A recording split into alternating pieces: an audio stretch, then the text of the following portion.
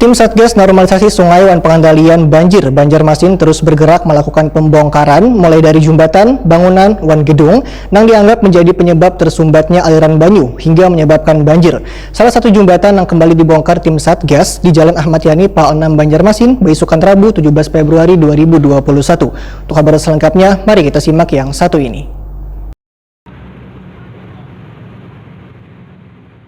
Tim Satgas Normalisasi Sungai Wan Pengendalian Banjir Banjarmasin terus bergerak melakukan pembongkaran mulai dari jembatan, bangunan, wan gedung atau JBG yang dianggap menjadi penyebab tersumbatnya aliran banyu hingga menyebabkan banjir. Salah satu jembatan di Jalan Ayani, Pal 6 Banjarmasin kembali dibongkar tim Satgas beisukan Rabu 17 Februari 2021. Jembatan yang dibongkar dengan menggunakan alat berat atau ekskavator ini adalah milik kantor Dinas Ketenagakerjaan dan Transmigrasi Kalimantan Selatan. Sebelum dibongkar, pemilik jembatan pun sudah diberikan peringatan dengan memberikan tanda silang habang, yang artinya bangunan tersebut telah menghambat arus banyu yang ada di bawahnya, lantaran bangunan jembatan dibuat rendah atau kada sesuai aturan. Ketua Tim Satgas Normalisasi Sungai Banjarmasin Doyo Pujadi, Wahitakuni Prima TV memandahkan, pembongkaran akan terus berlanjut menyusuri bangunan jembatan wan gedung yang dianggap menyumbat arus aliran sungai. Ini yang menjadi fokus hubungan tim Satgas, ujar Doyo Pujadi, adalah aliran sungai di sepanjang Jalan Ayani, Banjarmasin karena kanal utama ini fungsi sungainya harus dihidupkan kembali. Menurut Doyo Pujadi, pembongkaran jembatan sempat terhenti lantaran alat berat yang digunakan mogok atau rusak dikarenakan jembatan dilakukan pembongkaran berbahan beton wan besi.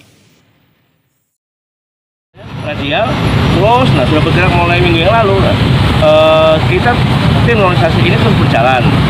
Ini sampai ke kota sana, sampai ke Pas 1 terus kita lakukan. Cuman yang sekarang yang jadi masalah adalah kami harus melakukan pertemuan dengan pemiliknya dulu. Nah, sambil jalan itu sudah dibongkar.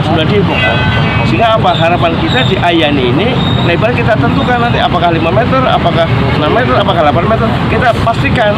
Nah, sehingga tahap pertama ini adalah kita melakukan pembongkaran jembatan-jembatan yang nyata-nyata sejajar dengan air sungai yang katakanlah pada saat kondisi tertinggi lah masih di bawah, sehingga kalau tidak dibongkar lalu aliran sungai akan mandek, nggak berjalan, sehingga pembuangan air ke Sungai Martapura ke sungai besar lainnya akan terkendala. Ini yang menyebabkan kenapa di daerah Ayani lama sekali tergenang ketika banjir kemarin. Apakah kita mau terulang kembali?